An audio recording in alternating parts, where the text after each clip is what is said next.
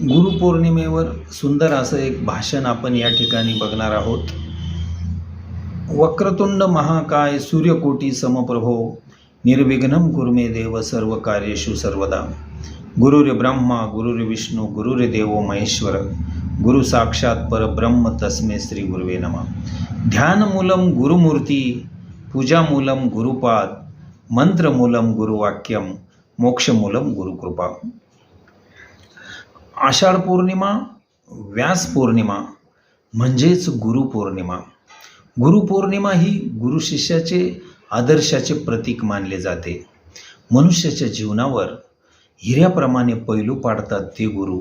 जीवन जगण्याचा योग्य मार्ग दाखवतात ते गुरु. आव्हानावर मात करण्याचा आत्मविश्वास मिळवून देतात ते गुरु. भारतीय संस्कृतीमध्ये गुरुला ईश्वराचे स्थान दिले गेलेले आहे, कारण गुरु आपल्या जीवनामध्ये ज्ञानाचा प्रकाश घेऊन येतात. गुरु या शब्दामध्ये सर्व काही सामावलेलं आहे. गुरुला नेहमी देवतुल्य मानले गेलेले आहे. ज्या शिष्याने गुरुला देवतुल्य मानले त्या शिष्याने यशाची अनेक शिखरे गाठल्याची उदाहरणे दिसतात. महर्षी वेदव्यास, गुरु द्रोणाचार्य यांचे रामायण महाभारतातील आदर्श आजही युवा पिढीला नवी दिशा देतात. आईवडील पंख देतात, पण त्या पंखामध्ये भरारी मारण्याचं बळ गुरुजन देत असतात. गुरु म्हणजे काशी, सर्व तीर्थ तयापासी. तुका म्हणे ऐसे गुरु, चरण त्यांचे हृदयी धरू, चरण त्यांचे हृदयी धरू.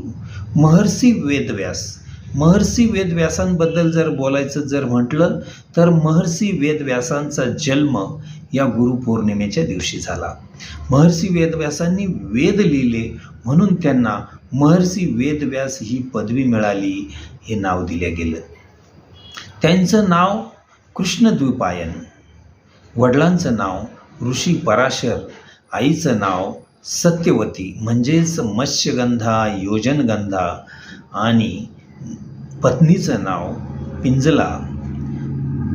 मुलांचे नाव सुखदेव, धृतराष्ट्र, पांडू आणि ज्यांना आपण दाशीपुत्र म्हणून ओळखतो असे महान विद्वान विदुरजी. राहण्याचं ठिकाण यमुना तट हस्तिनापूर. महर्षी वेदव्यासांनी वेद लिहिले. पूर्वीच्या काळी वेद हा लिखित स्वरूपात नव्हता, तो तोंडी सांगितल्या जायचा. म्हणजे एका पिढीनं दुसऱ्या पिढीला सांगावं, दुसऱ्या पिढीनं तिसऱ्या पिढीला सांगावं. म्हणजेच गुरुनी शिष्याला आणि शिष्याने त्याच्या शिष्याला सांगावं अशी परंपरा होती. परंतु महर्षी वेदव्यासांनी त्याचे सुटसुटीत 4 भाग केले. 4 भाग कोणते? ऋग्वेद, यजुर्वेद, सामवेद आणि अथर्ववेद. ऋग्वेदामध्ये त्यांनी ज्ञान सांगितलं, यजुर्वेदामध्ये त्यांनी कर्मकांड सांगितलं, सामवेदामध्ये त्यांनी उपासना सांगितली आणि अथर्ववेदामध्ये त्यांनी विज्ञान सांगितलं. म्हणजेच ज्ञान, कर्मकांड, उपासना आणि विज्ञान असे सुटसुटीत समाजाला समजावं, तुम्हा आम्हाला कळावं यासाठी त्यांनी सुटसुटीत 4 भाग केले. ते एवढ्यावरच थांबले नाही. याही पुढे जाऊन त्यांनी 18 पुराण लिहिले, 108 उपनिषद लिहिली आणि जगातील सर्वात मोठं काव्य म्हणजे महाभारत, या महाभारताचे महर्षी वेदव्यास हे रचयिता आहेत. त्यांनी हे काव्य लिहिण्यासाठी, हे महान काव्य लिहिण्यासाठी ब्रह्माची मदत मागितली. ते ब्रह्माकडे गेले आणि ब्रह्माजींनी त्यांना गणेशजीचं नाव सुचवलं आणि हे महान काव्य जर कोणामध्ये सामर्थ्य असेल लिहिण्याचं तर ते गणेशजीमध्ये. म्हणून महर्षी वेदव्यासांनी गणेशजीची आराधना केली आणि गणेशजीनं ती स्वीकारली आणि महर्षी वेदव्यासांनी ही कथा गणेशजीला सांगितली आणि गणेशजीनं ती लिहिली. असं सांगितलं जातं, असं म्हटलं जातं की ही कथा लिहित असताना त्यावेळचं जे काही लिहिण्याचं साधन असेल गणेशजीचं ते मोडलं तुटलं असा उल्लेख आहे. आणि ते मग फावटन असेल, पेन असेल, इंक असेल, ती मोडली आणि गणेशजीनं आपला स्वतःचा दात तोडून ती कथा पूर्ण केली असं सांगितलं जातं. आणि तेव्हापासून गणेशजीला एकदंत नावानं संबोधलं जातं.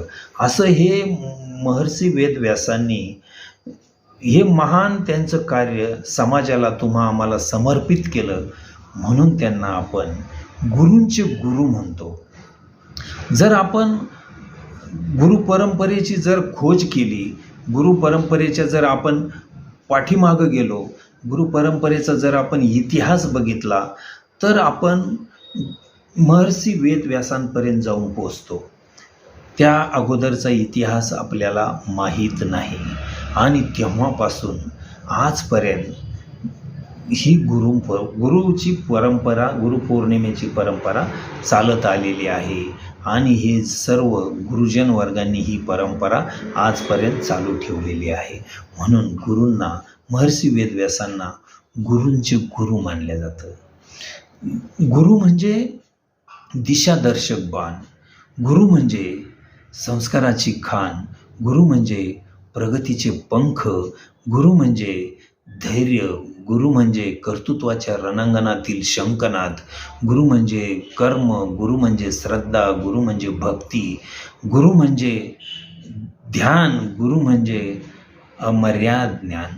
आणि आपण हेच अमर्याद ज्ञान पुढच्या पिढीपर्यंत कसं नेता येईल ते प्रयत्न करूया.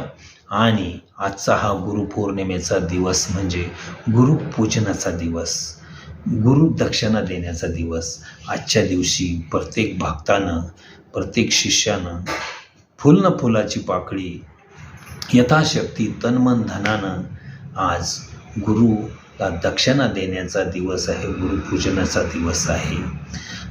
गुरुच्या ऋणाशी कृतज्ञ राहावे, मोल आयुष्याचे जाणून घ्यावे, गुरुच्या चरणी स्वर्ग पहावे, त्यांच्या चरणी नतमस्तक व्हावे, त्यांच्या चरणी नतमस्तक व्हावे, त्यांच्या चरणी नतमस्तक व्हावे.